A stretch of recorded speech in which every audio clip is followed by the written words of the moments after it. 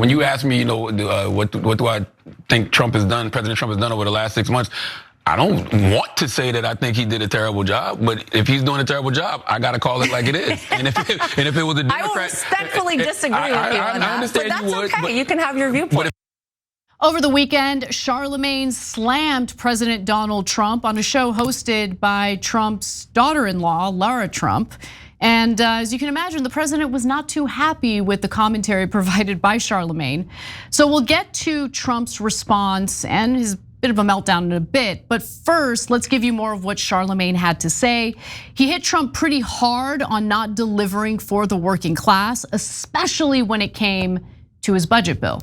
Least of us are still being impacted the worst. Like when you look at something like, the big beautiful bill, that's something that, I'm going to benefit from because of the tax bracket that I'm in. But, there's going to be so many people that's hurt by that bill. And, anything that, takes away Medicaid from people and is going to put people in a worse financial situation than, they were previously in, I'm not for. And, he ran on that. Like he ran on, the economy. He ran on saying that, grocery prices were going to be down and, That has happened.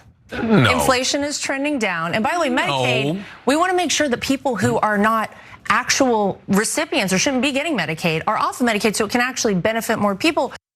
That's like one of the dumbest arguments, and I have to keep talking about that or responding to that stupid argument on Her Take all the time.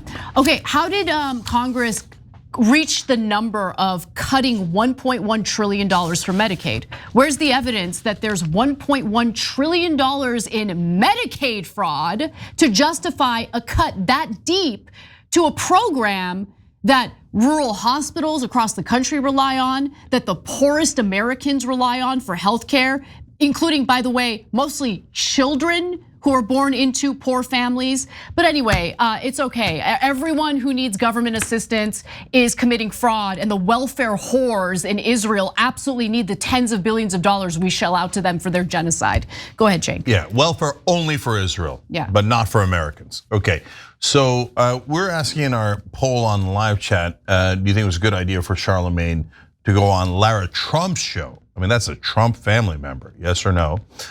Shows live at 6 o'clock Eastern every day. Oh, look at that, 86% saying yes. And guess what happened when he went on her show? He got all the way under Donald Trump's skin. And so we're gonna get into that in a second, okay? Yeah. But just so you know, the bottom 30% have to pay more now. They lost money in that budget bill, the bottom 30%.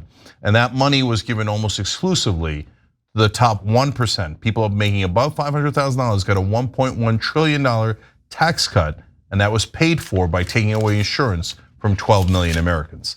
Our system and our government is sick. It's diseased. Yes. Now, I want to skip ahead to video 4 here because Charlamagne also talked about what he predicts will happen to the Republican Party in the future. Let's take a quick look at that. I think there's a political coup going on right now in the Republican Party that people aren't paying attention to. Oh, interesting. Yeah, I think that this Epstein thing is going to be a way for traditional conservatives to take their party back. I really do. I think that they know this is the issue that has gotten the base riled up.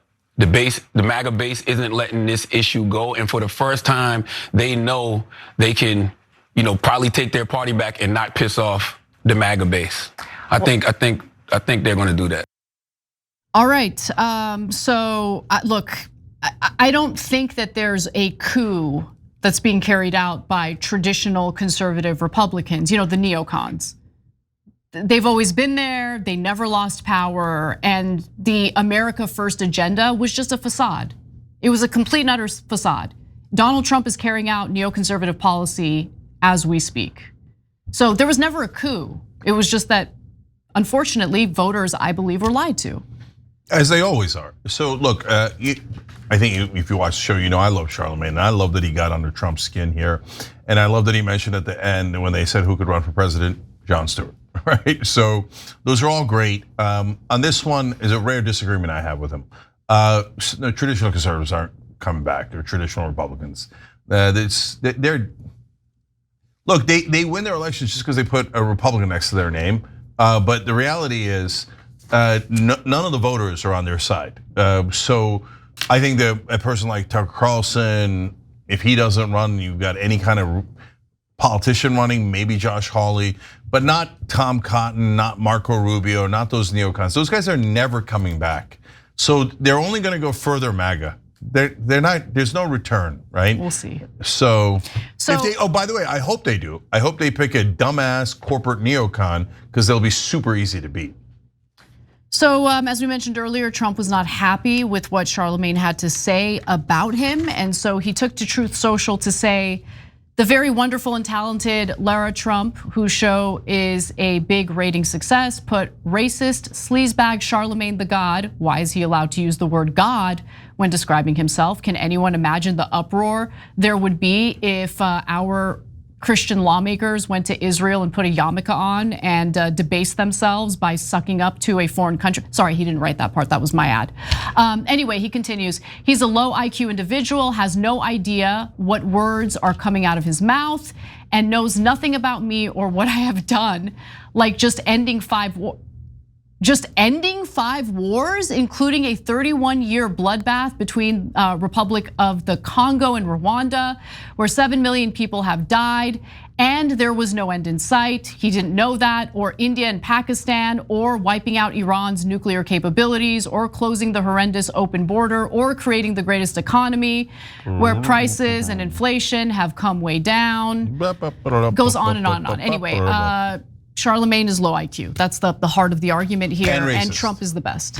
And a sleazebag. Okay, so let's break that down a little bit. So Donald Trump found out that the guys that he took out a full-page ad to kill the Central Park Five had not committed the crime that they were charged with many years ago. And they told him, oh, we've got DNA evidence of the guy who actually did it. So they let him out. And Donald Trump said, they probably did something anyway. Gee, I wonder why he said that. I mean, I can give you 1,000 examples, right? So we're talking about racism. We're talking about racism. The guy who said maybe we should ban everyone from a Muslim country. We're talking about racism. Okay, anyways, sleazebag means someone who grabs people by the genitals without asking, someone who was convicted of sexual assault in a civil trial, okay? And do I have to keep going? Financial fraud throughout his life, etc. But my favorite is low IQ. Hey, if you're hiding your high school grades, you don't get to talk about low IQ. He hides his grades from high school and college and everywhere he went because he's a moron. But much more importantly, he's spoiled. So he got daddy to get him into these schools, and if you saw his grades, you know that he's an idiot of the most extreme proportions. I don't think he's anywhere near 100 IQ. So Charlamagne, on the other hand, started with nothing and built a media empire. Please, he'd be lucky to be a quarter of Charlamagne's intelligence. So Charlamagne also responded to Trump on the Breakfast Club. Let's take a look at that. You can hire a new labor statistics chief to lie about the numbers. It won't stop the reality of people being unemployed.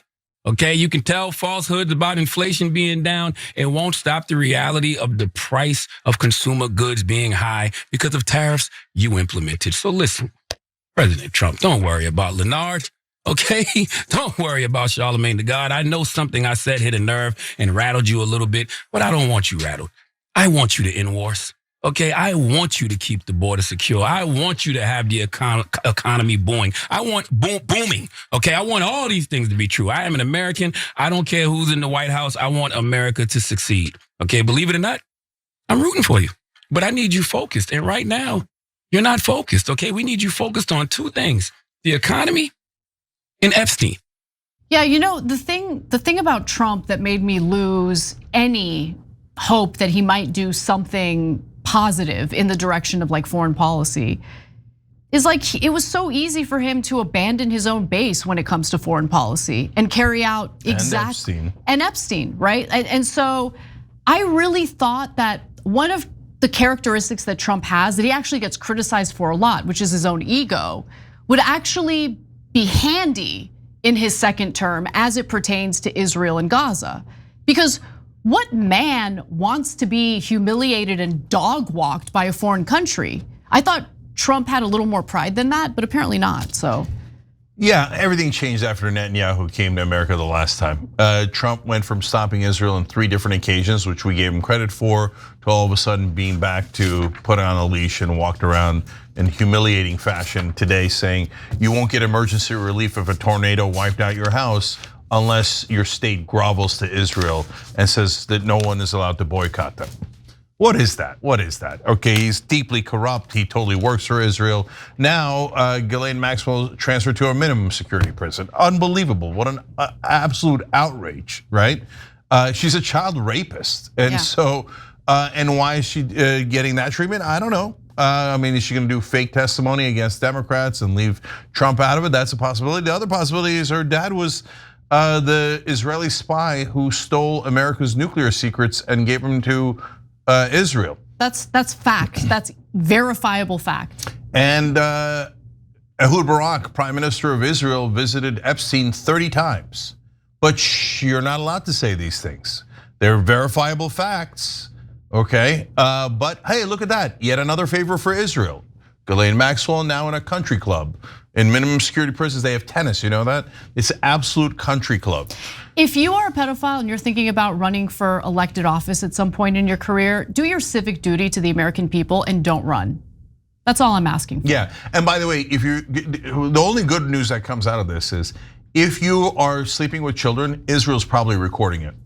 Okay, so don't. Okay, all right, anyways. Charlamagne is right. I'll go further. Trump works for Israel and he's their bitch. And MAGA's also catching on to that. And so, okay, keep going in that direction. See how you like it. Did MAGA vote for Israel's bitch first? I don't think so, but Trump, you're about to find out. Every time you ring the bell below, an angel gets his wings. Totally not true, but it does keep you updated on our live shows.